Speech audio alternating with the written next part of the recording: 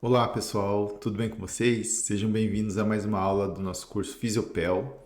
Hoje nós vamos falar sobre avaliação fisiológica, como que a gente faz a avaliação fisiológica através dos exames, para que a gente possa chegar num diagnóstico melhor e ajudar a melhor conduta, tanto médica quanto fisioterapêutica, nesses pacientes. Então nós temos dois principais exames que utilizamos hoje no nosso meio, que são a manometria no retal e a defeco-ressonância, ou a defecografia, que é um exame que a gente vai comentar um pouquinho durante nossa aula aqui, nosso bate-papo de hoje. Então fiquem atentos, peguem uma caneta, anotem e qualquer dúvida nós estaremos à disposição. Então iniciando aqui pela nossa jornada aqui da fisiologia, nós temos a manometria no retal. A manometria no retal, ela existe em dois tipos principais, a convencional e a de alta resolução.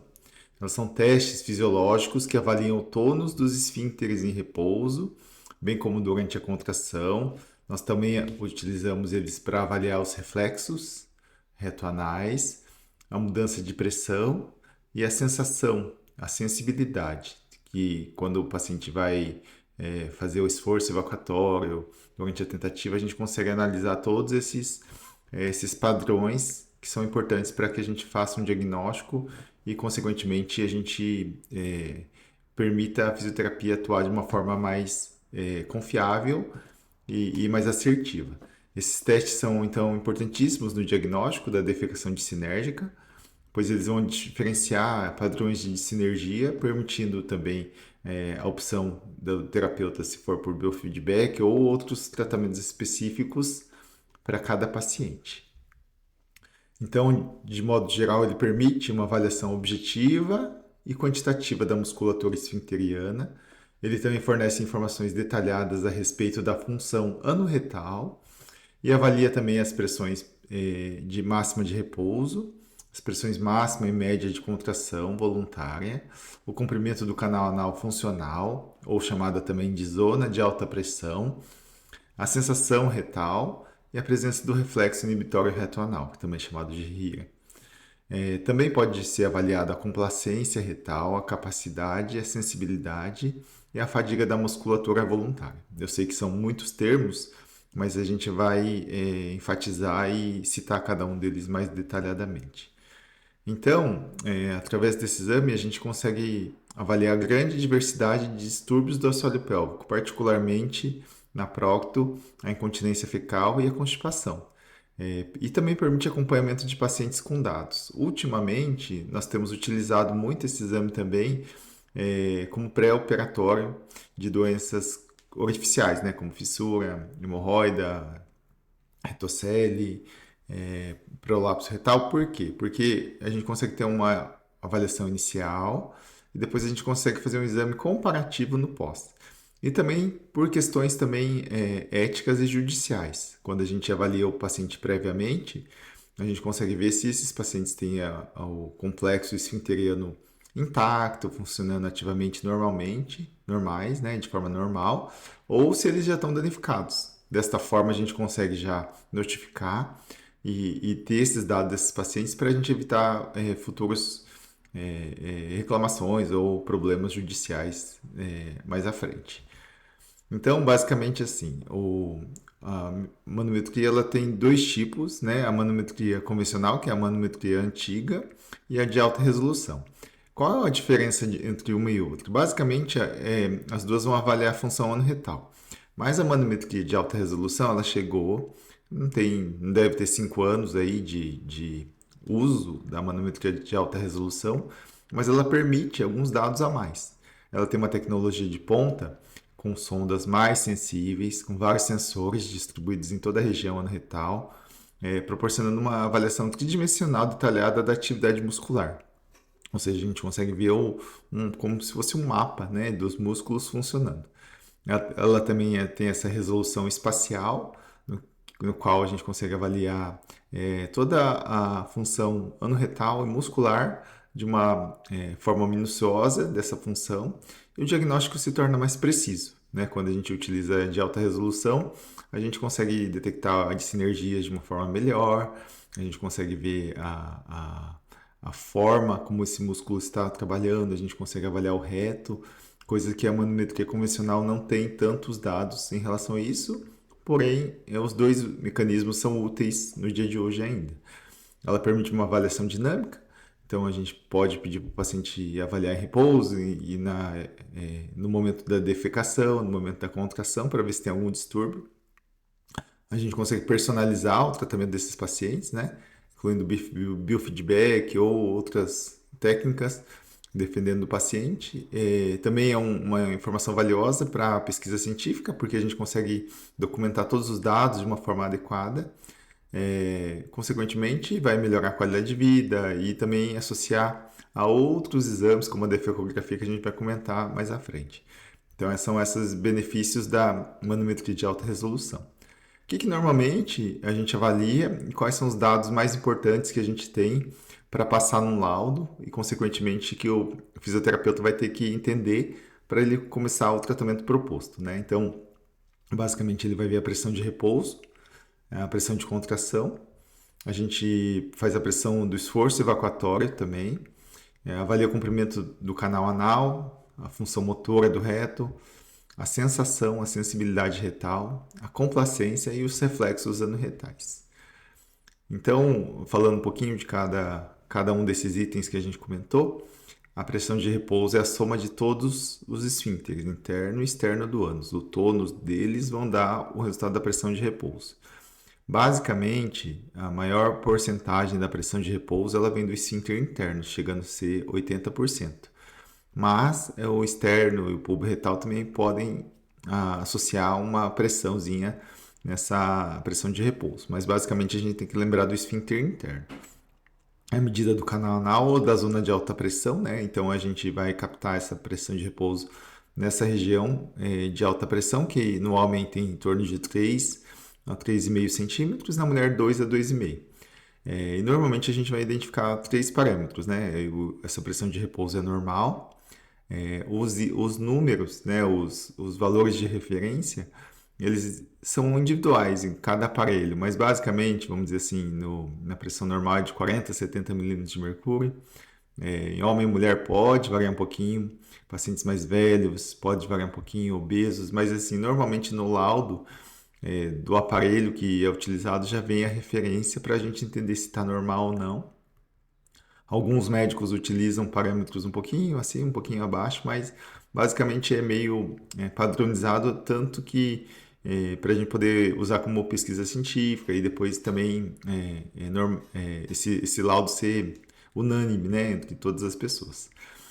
O outro dado também pode ser que esteja hipotônico, né, hipotonia de repouso, no qual a pressão está mais baixa que o normal, ou pode estar hipertônico, que é mais alta que o normal. A hipotonia normalmente se correlaciona à incontinência, enquanto a hipertonia normalmente se correlaciona à constipação e à fissura anal. A gente vai comentar um pouquinho mais para frente. Então, basicamente aqui, quando a gente vai capturar os dados na manometria, depois eu vou fazer um vídeo mostrando como que funciona o exame em si, mas basicamente o repouso a gente captura no começo do exame, a gente introduz a sonda e a gente espera o paciente estabilizar e a gente captura esse movimento do repouso sem ele fazer nenhum esforço. Essa medida, o computador já faz análise e já nos dá os dados em relação a isso. Então ali, como eu disse, a normotonia varia normalmente 40 a 70. A hipotonia normalmente está relacionado principalmente à incontinência fecal, mas também pode estar relacionado à constipação também. Às vezes a pessoa tem uma hipotonia e tem constipação. E a hipertonia é mais relacionado em pacientes com fissura hemorroida e constipação. Quando a gente falar sobre as doenças, a gente vai entender um pouquinho melhor. Já a pressão de contração é aquela pressão no qual a gente pede para o paciente fazer um movimento de contração, ou seja, para ele segurar ou apertar. A gente fala para o paciente apertar com toda a força que ele puder para fazer esse movimento de contração. Também a gente vai encontrar 3 parâmetros relacionados, né? Que é o normal, que é a pressão normal, normocontratilidade. A hipocontratilidade normalmente é a pressão abaixo do normal, que está relacionada à lesão esfincteriana. Pode ter uma disfunção neurológica ou até uma baixa complacência retal. E hipercontratilidade, normalmente o músculo está mais apertado que o normal, normalmente aparece nos casos de fissura, dor anal e constipação. Lembrando que esse movimento de contração, ele está muito relacionado ao esfíncter externo e ao músculo pulbo-retal. Então, quando a gente lembra disso, a gente refere a pressão de repouso ao esfíncter interno e a pressão de contração mais relacionada ao esfíncter externo e o pulbo-retal. Então, aqui a gente observa como que a gente faz, né? Então, depois daquela pressão de repouso que a gente solicitou para o paciente, a gente pede para o paciente fazer uma contração, apertar o mais forte possível. Então, aí a gente captura esse dado e ele vai ser transmitido e medido para a gente avaliar essa contração. Depois disso, a gente pede para o paciente fazer uma contração sustentada. O que isso quer dizer? Manter uma contração por cerca de 30 segundos, né? Onde a gente avalia a fadiga, a capacidade de manutenção da contração. Então, o paciente segura, contraído por 30 segundinhos. Normalmente, uma pessoa normal, ela consegue manter essa contração por 45 a 50 segundos. Então, a gente pede por 30 segundos, porque daí, normalmente, a gente vai selecionar já cada paciente. A duração dessa contração é dependente do quê? Da proporção de fibras musculares do tipo 1 e tipo 2, do esfíncter anal externo do ânus, né? Então, dependendo da quantidade de fibras, ele vai conseguir se manter. Os pacientes incontinentes, esse índice de fadiga é bem mais curto, então o paciente não consegue sustentar por muito tempo, independente das pressões de repouso. Então, ele é mais útil mesmo nos casos de incontinência, né? E o normal seria você manter essa contração mais que o dobro da pressão anal de repouso com o traçado tendendo a platô, ela mantendo-se em platô. Então, aqui. E depois também outro dado que a gente avalia é a fadiga, né, pós-contração. Então, o paciente, logo que fez essa contração, ele fadiga, o músculo dele cai a pressão significativamente e fica uns 40, 50 segundos numa queda assim. Então, a fadiga ela é considerada normal quando ela tem uma queda de 20 a 30%. Acima disso, a gente fala que esse músculo fadigou, ele cansou muito mais rápido que o normal. Então, olhando aqui a contração sustentada, essa medida que a gente faz aqui por 30 segundos, né, a gente observa que a pressão ela foi caindo ali, mas ela manteve um platô, então uma contração até razoavelmente normal, e a fadiga logo a seguir, que a gente suspende a contração, por quanto tempo esse músculo mantém-se aquela queda significativa ou não, né, que é a fadiga. Depois a gente vai para a segunda linha de dados, vamos dizer assim, são os parâmetros volumétricos, né? Então a gente avalia normalmente a capacidade, que a gente viu ali na fisiologia na aula passada, que é muito importante, né? A capacidade de estender e acomodar diferentes volumes permite que esse armazenamento de quantidades substanciais de fezes na ampola antes da defecação. Então como que a gente faz essa avaliação? Normalmente a gente coloca uma sondinha e a gente vai injetando um ar ou água, dependendo de cada serviço, bem devagarzinho. A primeira sensação que o paciente sente que mexeu alguma coisa ali na ampola retal, a gente chama isso de sensibilidade, que chama a primeira sensação após a distensão do balão. A segunda sensação é o paciente sentiu vontade de evacuar. Então o paciente comenta: doutor, estou sentindo vontade de fazer cocô. Isso é um sinal de urgência evacuatória. Então, essa segunda sensação a gente anota de novo no serviço. E a terceira chama capacidade máxima. Então, é o volume máximo que esse paciente tolera. Então, assim, a gente vai injetando, injetando, injetando, até o paciente fala assim: doutor, agora chegou num ponto que eu não consigo mais. Essa é a capacidade máxima que a gente consegue sustentar. Então, o paciente que tem constipação intestinal, ele vai ter um volume maior, enquanto o paciente que tem incontinência, normalmente ele tem uma sensibilidade diminuída. Ou seja, vai injetando, o paciente já fala: opa, doutor, já está escapando, não está funcionando bem. Aqui eu vou perder fezes. E aí a gente acaba avaliando esses parâmetros nesses pacientes. Um terceiro parâmetro que a gente avalia muito é o reflexo inibitório retroanal. O reflexo inibitório retroanal normalmente é um relaxamento do esfíncter interno após a gente distender rápido a ampola retal. Ou seja, a gente vai lá, injeta ar naquele balãozinho que a gente tem, de uma forma súbita, né, de uma forma rápida. A gente normalmente faz 3 medidas com 20, 40 e 60 ml. Então a gente injeta rapidamente e essa pressão do esfíncter interno ela tende a cair. e ela cai porque ela relaxa essa musculatura. Então, esse é o reflexo inibitório retanal. Normalmente, para a gente falar que existiu esse relaxamento e esse reflexo está positivo, essa pressão tem que diminuir em torno de 20%. 20% da pressão basal, né? Então, se ela abaixou 20%, a gente refere que esse paciente tem um reflexo presente. Se ela não abaixou, normalmente está relacionado a alguma doença, como por exemplo na doença de Chagas, doença de Hirschsprung, né? Que a gente chama isso como acalásia. Acalásia é quando o músculo não relaxa. Então, o músculo fica constantemente contraído. Isso, como consequência, causa constipação intestinal. Algumas cirurgias, por exemplo, cirurgia coloretal, no qual a gente faz uma anastomose, uma costura bem perto do ânus. Bolsa ileal, que é um outro tipo de cirurgia que a gente faz quando a gente tira todo o intestino e faz uma bolsinha ali para simular um reto. Anastomose colonal, que a gente chama, que faz anastomose bem no ânus. Ou até pacientes que têm continência anal, que a pressão está muito baixa, esse reflexo não se manifesta e a gente não consegue observar. Existe outro teste também que a gente faz, que é o teste de expulsão do balão. É uma ferramenta bem simples e confiável, muitos fisioterapeutas fazem isso no consultório deles. E a gente vai rastrear distúrbios de evacuação. Então a gente insere um balãozinho e a gente infla com 50 ml de ar. E a gente registra quanto tempo esse paciente leva para expulsar esse balão. Normalmente o melhor é fazer o paciente sentado, numa posição normal de evacuação, que isso facilita do que numa posição deitada, nem sempre é possível pelas condições e pela localização. Porém, se a gente conseguir fazer sentado na posição evacuatória, é a melhor forma. Normalmente o tempo normal é até 1 minuto. Se o paciente não conseguiu evacuar em até 1 minuto, a gente considera que esse teste está errado, está anormal. E aí ele consegue. O único problema dele é que ele não consegue diferenciar. O que causou essa anormalidade, né? Se é uma causa funcional, mecânica, anatômica, ele não consegue dar esse dado, mas ele detecta que tem algum problema. Normalmente, indivíduos normais conseguem expelir um balão de 50, 100 até 150 ml, normalmente. E os pacientes com constipação, trânsito lento ou aqueles que têm megareto são incapazes normalmente de expelir o balão. Então, esse é a validade do teste. É um teste simples que pode se fazer em qualquer lugar. É um pouco desconfortável para o paciente, mas é um teste que a gente consegue detectar a dificuldade do paciente. O exame de manometria de alta resolução, ele também permite fazer esse testezinho aqui, que a gente chama de vetor volume. Ele avalia as assimetrias do canal anal.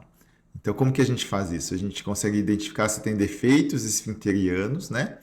Podendo avaliar disfunções localizadas na região. Então, a gente pede para o paciente estar em repouso, ele faz um mapa, né? Vamos dizer assim, como está o músculo em repouso. Aqui a gente vê que está um pouquinho deprimido, né? Um pouquinho nesse lado aqui do canal. Quando a gente pede para o paciente fazer contração, a gente observa que acentua um pouquinho. No esforço evacuatório está todo aberto, está tudo normal, né? Então, aqui a gente observa um exame normal. Olha esse exame aqui, como é a diferença, né? A gente vê que parece como se fosse um buraco aqui, né? E aqui a gente também vê uma distorção quando ele faz contração. Na evacuação também a gente vê. Então, esse paciente tem claramente uma assimetria aqui do canal que é um pouco mais anormal e pode ser que tenha algum defeito esfincteriano. Já nesse outro exame aqui, ó, a gente vê que ele está completamente normal. A gente vê aqui no repouso existe uma contraçãozinha, né? Normal do esfíncter interno. Quando ele faz o movimento de contração, a gente vê o esforço, né? Nessas faixas vermelhas, quer dizer que o músculo está contraindo significativamente. Na evacuação, o esfíncter todo abriu e o canal ficou retilíneo para a evacuação. Então, a gente observa que ele é um dado visual, mais visual do que técnico, mas ele pode ser usado para a gente fazer uma avaliação desse canal anal. Existem, então, esse dado vai ser bem discutido aqui, com mais aulas, e depois a Tassiane também vai comentar como a gente conduzir. Mas, basicamente, a gente tem 4 tipos de sinergias que a gente encontra na manometria no retal. O reconhecimento desses padrões permite a personalização dos tratamentos. Então, por exemplo, um esforço evacuatório na dissinergia tipo 2, normalmente a gente tem uma diminuição da força do esforço evacuatório e um não relaxamento do esfíncter anal interno. Então, A gente vai avaliar isso na sinergia tipo 2. O padrão 3, por exemplo, a pressão está normal, mas não tem relaxamento. Então, avaliando esses tipos de sinergia, a gente vai conseguir optar pelo melhor tratamento. Enquanto o tipo 4 normalmente tem uma resposta pior, né? Então, assim, a gente sabendo os padrões, a gente vai poder conduzir melhor. Então, eu vou comentar um pouquinho aqui, ó. Então, a sinergia tipo 1 normalmente é o chamado anismos, né? No qual a pressão retal ela é boa. Então, o paciente consegue fazer uma propulsão retal boa, mas a hora que o músculo tem que relaxar para as fezes sair, ele faz uma contração aqui, paradoxal, que a gente chama. Então, o músculo, em vez de relaxar no ânus, ele contraiu junto com o reto. Então, as fezes normalmente têm uma dificuldade de sair. Isso, classicamente, é chamado de anismos, né? Então, é aumento da propulsão e aumento junto com isso da pressão no canal anal. O tipo 2, como eu disse, ele tem uma propulsão diminuída. O paciente faz esforço evacuatório, só que o reto não contrai adequadamente. Então, a propulsão das fezes para o canal anal é diminuída. Enquanto isso, o músculo do reto, do ânus, também contrai junto. Então, imagina, esse aqui é o tipo que mais relacionado à constipação e mais difícil de evacuação, porque ele não tem força para evacuar e não relaxa. Então, as fezes dificilmente vão conseguir ser eliminadas. O tipo 3, ele tem uma pressão normal para evacuação, mas o canal anal ele não relaxa adequadamente. Ele não tem um relaxamento adequado. Ele também não contrai, mas ele não relaxa. Ele fica ali numa linha basal. Então, esse paciente também pode ter um pouquinho de distúrbio de evacuação, mas menos do que o tipo 2. Enquanto o tipo 4, ele tem uma propulsão retal diminuída, mas também ele não relaxa, né? É 100%. Então, esse aqui também é outro distúrbio. Normalmente, isso aqui está relacionado mais a problemas neurológicos, né? No qual o músculo não contrai. Ele tem aquele padrão linear, no qual a gente não observa mesmo movimentação muscular, mesmo com a solicitação de movimentos. Então, basicamente, são os 4 tipos, né? Aqui os mesmos padrões que a gente normalmente avalia. Normalmente a gente avalia aqui nesse esforço evacuatório aqui, que a gente vai encontrar os padrões de sinergia, tá? Então aqui a gente vê que não tem nenhuma pressão retal aqui, uma contraçãozinha leve. Aqui a gente vê uma pressãozinha retal, mas ainda um fechamento aqui, um aumento da pressão do canal anal. Então são os 4 tipos aqui que a gente encontra e com o tempo a gente vai discutindo isso com mais frequência. Então assim, a manometria ela é importantíssima na questão da constipação intestinal, né? Aqueles pacientes que têm alta pressão anal em repouso e durante a defecação, eles têm maior dificuldade de relaxar essa musculatura e, consequentemente, têm maior dificuldade de evacuação. Alguns pacientes também vão ter a hipossensibilidade retal, ou seja, vai chegar conteúdo fecal no reto.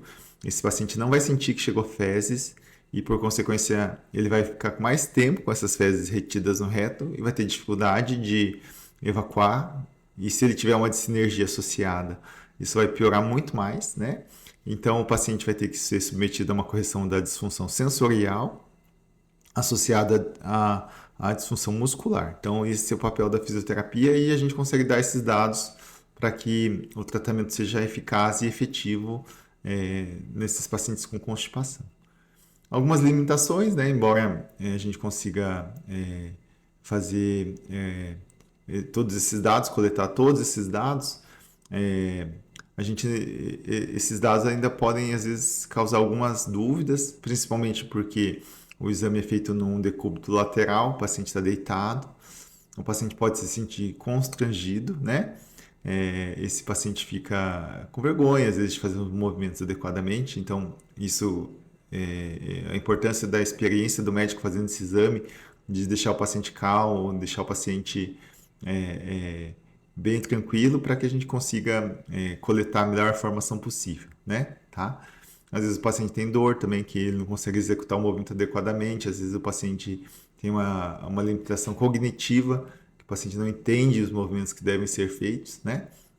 Então, tudo isso são limitações que a gente pode ter durante o exame e algumas pressões também, por exemplo, alguns reflexos, muitas vezes podem vir falsos negativos. Então, assim, o exame exclusivo da manometria, não é uma coisa fundamental, e sim uma avaliação clínica, uma avaliação palpatória, todo esse conjunto para que a gente possa obter a melhor informação desses pacientes.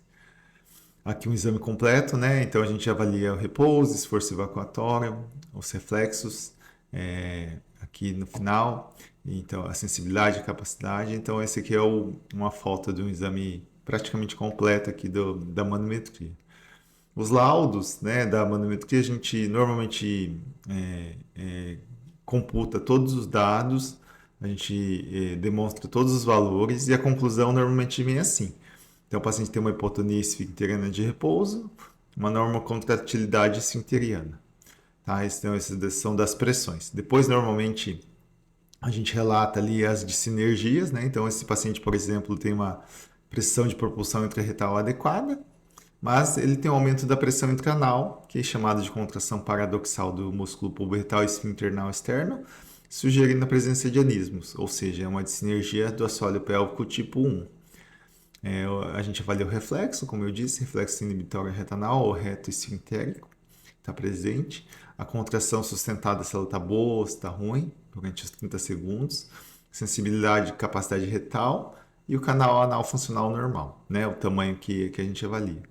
Já esse pacientinho, esse segundo laudo aqui, a gente viu que ela tem uma dissinergia tipo 2. O que é isso? Ela tem a pressão de propulsão intrarretal diminuída, associada ao aumento paradoxal da contração da pressão intraanal, do bulbo retal e do esfíncter anal externo. Então, ele tem a propulsão diminuída e o músculo não relaxa. Então, esses dois. O reflexo ali foi indeterminado, não conseguiu se avaliar. A sensibilidade normal, a capacidade normal e o canal anal funcional normal. Aqui ficou invertido, mas o tipo 3 está do lado direito aqui. Esse paciente, então, tem um relaxamento incompleto. Ele tem a pressão de propulsão intrarretal normal e o relaxamento incompleto do bulbo retal esfinternal externo. Ele não relaxou 100%. É de sinergia tipo 3, né? Não é tão comum ela, mas ela existe. E a tipo 4, no qual a propulsão intrarretal é diminuída e o relaxamento é incompleto também do bulbo retal. Então, esse aqui é o tipo mais difícil de fazer o tratamento com fisioterapia, né? E o restante a gente avalia a pressão, né? De repouso e contração, os reflexos, se estão todos ok, a contração sustentada, sensibilidade e capacidade retal e o canal anal funcional, que nesse caso foi curto, porque estava menor do que o padrão.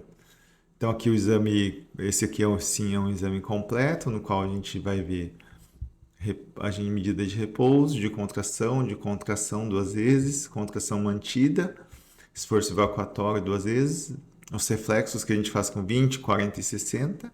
E depois no final que a gente faz ainda as medidas da sensibilidade, urgência e capacidade retal, que é quando a gente vai insuflando o balãozinho. Então, um exame que leva em torno de 5 minutos, né? Eu vou mostrar um videozinho das sondas, como mais ou menos a gente faz o exame, e a gente vai colocar como um anexo para vocês darem uma olhadinha depois. Esse aqui é o laudo da manometria convencional. Então a gente observa que a forma de coleta dos dados é bem semelhante. A gente faz o repouso, uma contração mantida. Aqui a gente faz o esforço evacuatório, aqui a gente coletou 3 vezes.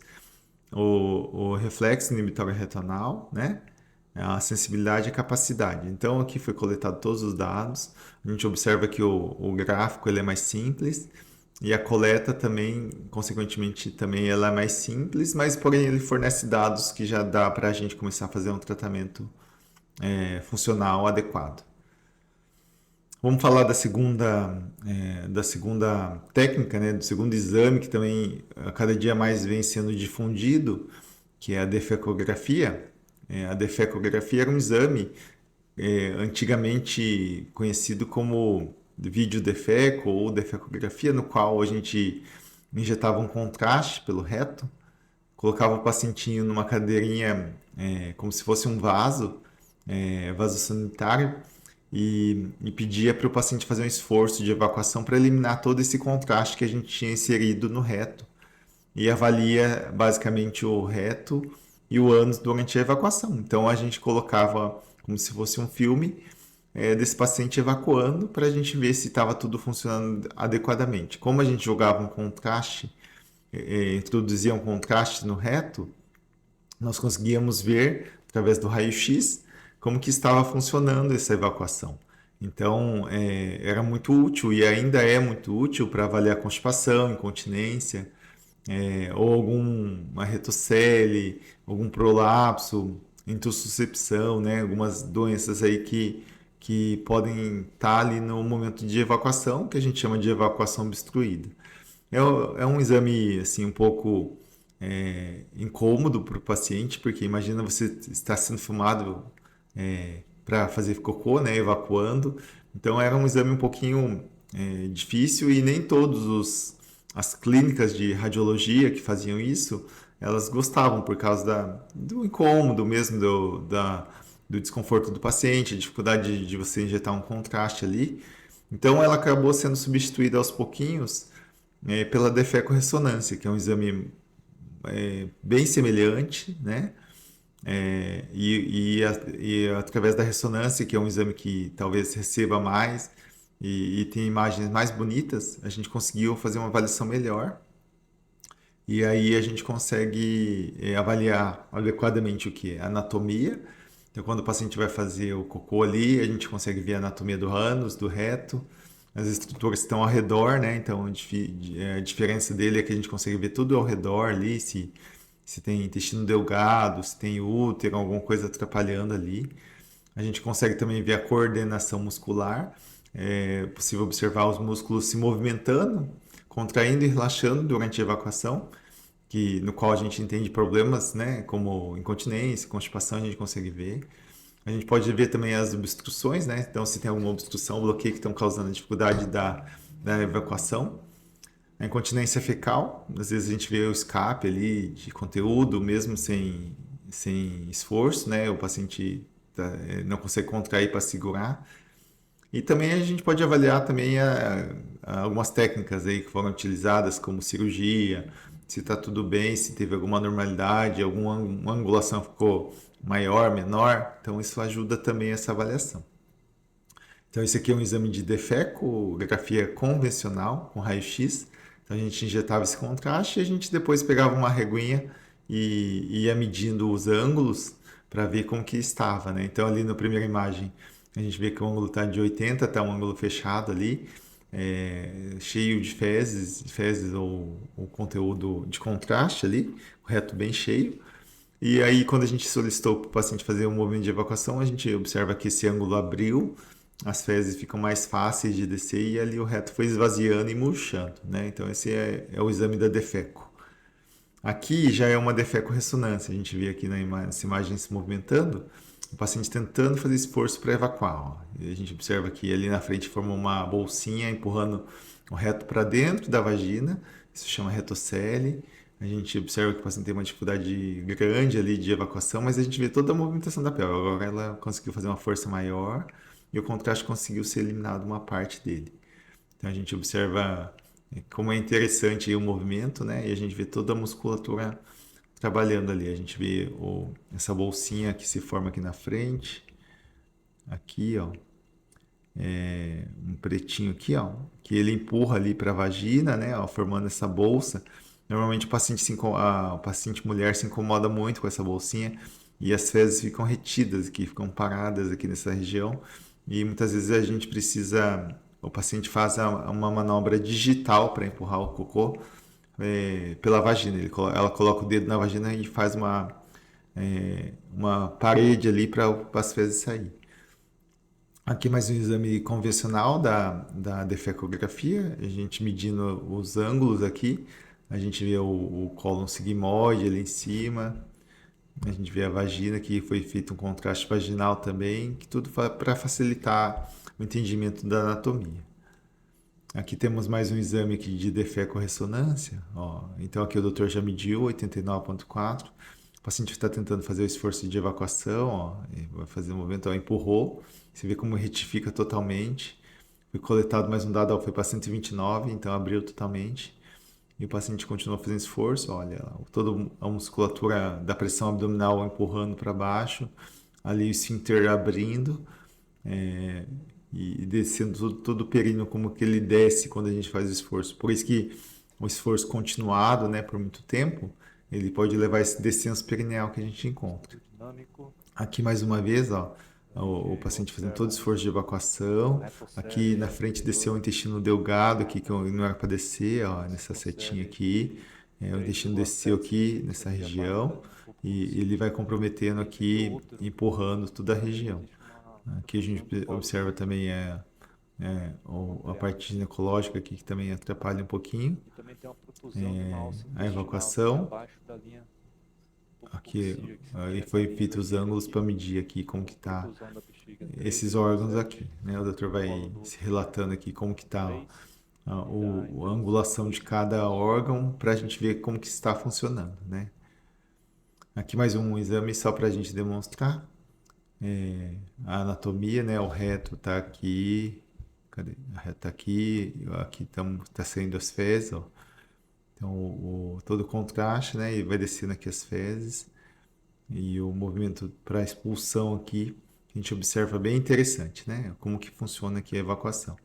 Então, esse exame é um exame muito didático, né? Da gente olhar e a gente consegue ter uma visão boa de evacuação. Esse paciente conseguiu eliminar quase todo o contraste, então isso é um bom sinal que ela está evacuando adequadamente.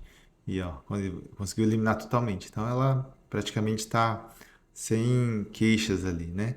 Então, quais são os dados, né, que a gente observa ali? Então, o doutor vai dar o tamanho do bulbo retal, em repouso é 14 a 16 centímetros, quando o paciente está contraindo, ele diminui um pouquinho para 12 a 15, e quando ele está empurrando, ele vai para 15 a 18. O ângulo também, em repouso, ele de 70 a 140, quando ele está contraindo, ele diminui um pouquinho, e quando ele está empurrando, ele abre. Né, o descenso perineal normalmente em repouso é menos de 3 centímetros, e quando ele empurra, tem mais de 3 centímetros. Aquela bolsinha que forma para a região da vagina, normalmente normal, até 2 centímetros é normal. Quando tem mais que 2, a gente chama de retocele. Não é para ter nenhum prolapso, né? O canal não é para abrir completamente. Normalmente esse esvaziamento tem que ser assim, o adequado é em 10 a 12 segundos para ser completo. Os laudos, né, que eles fornecem, então, ele dá o ângulo aqui de repouso, de contração, e aí de evacuação, né? Então ele dá esses dados, ele dá o descenso perineal, né? Quanto que desceu ali, desceu 1 centímetro, né? Normal até 2. Aqui também ele faz outra medida que é chamada de linha H ali, que é a descida da região da sínfise pública até a junção ano retal. Também está normal nesse exame. E a conclusão que ele tinha uma cistocele, né, descida da bexiga e uma pequena retocele só. Então esse paciente estava tudo bem, não tinha nenhuma anormalidade. Já esse segundo laudo aqui, o paciente também tinha uma retocele, os ângulos estavam preservados, né, na evacuação, então só tinha mais a retocele, que é aquela propulsão, protrusão da parede do reto na vagina ali. Então tinha 4 centímetros, então uma retocele moderada, quase 4 centímetros. E mais um laudo aqui desses que a gente viu. Então essa paciente teve um pouquinho mais de dificuldade de fazer o exame, mas ela tinha um ângulo de repouso bem fechado, mais que o normal, né? Contração e evacuação estavam até razoavelmente bons. E por fim ela tinha um descenso ali da vagina e da uretra, né? Talvez ela tinha incontinência urinária nesse caso, o alargamento do espaço reto-vaginal, uma cistocele, que é a descida da bexiga, e a retocele anterior. Então esse exame é bem útil assim como contexto, porque a gente avalia todos os parâmetros ali, desde a bexiga, da parte uretral, da parte vaginal e da parte intestinal, né? Então, em resumo, quais são os exames que a gente utiliza basicamente para fazer um estudo da fisiologia no retal? Então, a manometria no retal, né?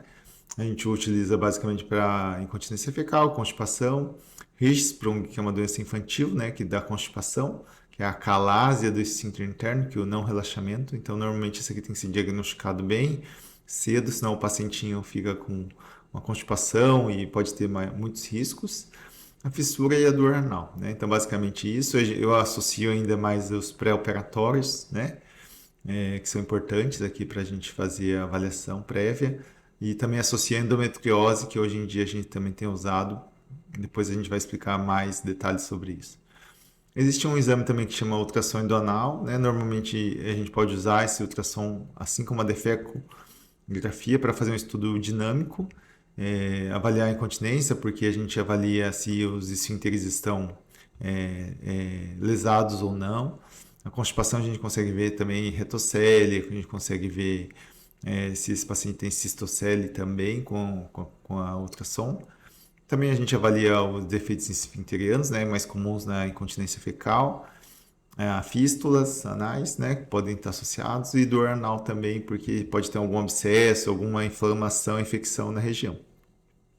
A defecografia é utilizada na constipação, na incontinência fecal, na obstrução de saída, né, defecação obstruída, que está relacionada à constipação, o descenso perineal, prolapso, retocele e dor anal. Então a gente pode usar a defecografia em todos esses exames, essas doenças.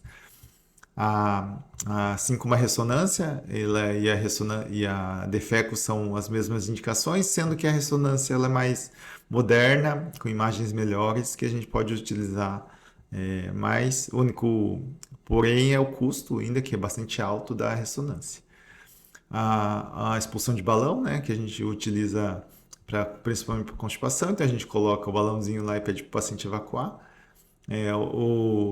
A avaliação do nervo pudendo, né, essa avaliação normalmente as físios têm feito, mais que os médicos, utilizado para avaliar injúria nervosa, né, lesão nervosa, constipação e incontinência, também pode ser usado. A eletromiografia também é outro exame importante, muito realizado pelas físios hoje, para avaliar a mesma coisa, né?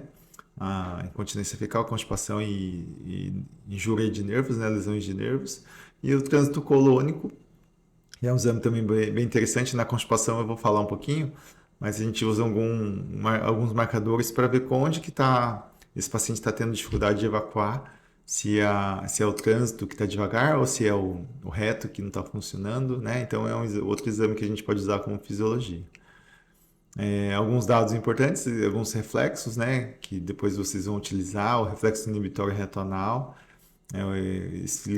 reflexos cutâneos ali, anais, que a gente pode observar tudo para ver se tem lesão, né, nervosa, reflexo bulbo cavernoso e reflexo da tosse. Então, todos esses reflexos são utilizados para ver se a gente tem lesões nervosas e que também podem associar dados para a gente fazer um tratamento mais adequado.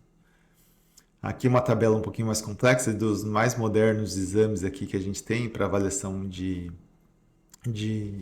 fisiologia no retal, né? Hoje o que a gente mais utiliza no nosso meio é a defecografia, né? Defeco-ressonância e a manometria no retal, né? Então a gente consegue avaliar pressão, distensibilidade, como que está o funcionamento muscular, né? Então esses são as principais funções. Hoje tem dois,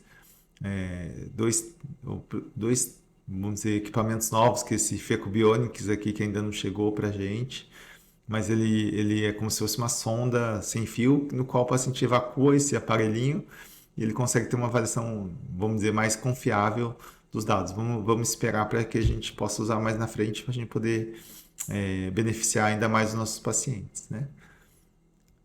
Então, em conclusão, os exames para avaliação da fisiologia na retal são de suma importância para o segmento do paciente. Essa adequada avaliação permite um atendimento mais personalizado ao fisioterapeuta e com resultados mais assertivos. Então, essa é a importância da gente saber. Foi uma aula extensa, né? Eu acho que são muitos dados.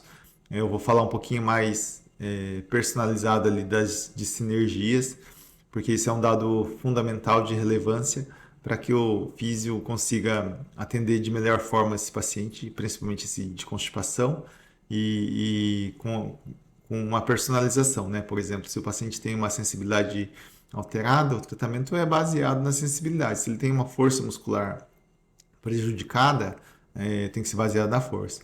Se o paciente tem uma sinergia, né? Funcionamento só inadequado, né? Em vez de contrair adequadamente, ele relaxa e tal. o tratamento tem que ser nessa coordenação. Então, eu vejo que esse é a importância, né, dos exames e dessa combinação, né, da físio com o médico, com os exames, para que a gente possa fazer um tratamento direcionado, mais rápido, mais assertivo e beneficiando esses pacientes. Então é isso por hoje. Muito obrigado. Tchau.